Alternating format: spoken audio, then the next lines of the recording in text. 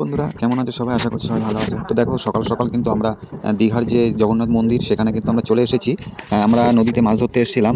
তো এখন ওয়েদার খারাপ, যেহেতু আবহাওয়া খারাপ হওয়ার কারণে আমরা কিন্তু দীঘায় চলে এসেছি, মানে নদীতে খুবই ঢেউ হচ্ছে। তো ভাবলাম চলো দীঘার জগন্নাথ মন্দিরে ঘুরে আসি, নতুন উদ্বোধন হয়েছে, এই যে ফার্স্ট টাইম আমরা এলাম। তো দেখো দীঘার জগন্নাথ মন্দিরের ভেতরে চলে এসেছি।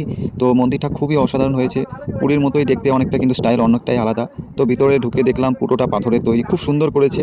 আর চারিদিকে অনেক বড় জায়গা, আর আকাশের ভিউটা দেখো জাস্ট অসম, খুব সুন্দর লাগছে। আর ভিডিওটা আমি করছি সূর্যের অপর সাইডে, মানে আমি বিকালে গেছিলাম, সূর্য প্রায় অস্ত চলে গেছে, যার জন্য একটু মানে পরিষ্কার দেখা যাচ্ছে না, তবুও ভিউটা খুব খারাপ আসছে না। দেখো মন্দিরের ভেতরে ফোন অ্যালাউ নেই, যার জন্য ভিতরটা কভার করতে পারিনি, ভিডিও করতে পারিনি। ভিতরটা কিন্তু খুবই অসাধারণ, মন্দিরের ভেতরে যে লাইটিং লাগানো, কাজ করা খুবই অসাধারণ। ঢুকতেই একটা বিষ্ণুদেবের মূর্তি আছে, তো সেটাও তো কিন্তু জাস্ট অসম। তোমরা যদি কখনো আসো তো দেখতে পাবে। সবাই কিন্তু টাকা খরচা করে আসে, ট্রেনে বাসে যেখান থেকে আসো, দূর দূরান্ত থেকে এই জগন্নাথ মন্দির দর্শন করতে আসে। আমরা কিন্তু ফ্রিতেই এসেছি বন্ধু, আমরা নদীতে মানে সাগরে মাছ ধরতে এসেছিলাম। তো আবহাওয়ার কারণে আমরা মানে চলে এসেছি জগন্নাথ মন্দির দেখতে, তো দেখা হয়ে গেল ফ্রিতে। তো মন্দির ঘোরা হয়ে গেছে, এখন যাব আমরা দীঘার মোহনায়, মানে রাতের ভিউটা দেখবো। তো দেখো রাতের ভিউটা জাস্ট অসাধারণ লাগছে। আর নদীতে দেখো এত ঢেউ হচ্ছে, এত পরিমাণে ঢেউ হচ্ছে।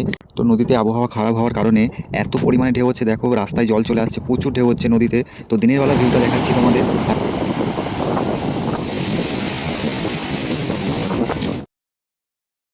তো এই ছিল আজকের ভিডিও, তো দেখা হচ্ছে পরের ভিডিওতে।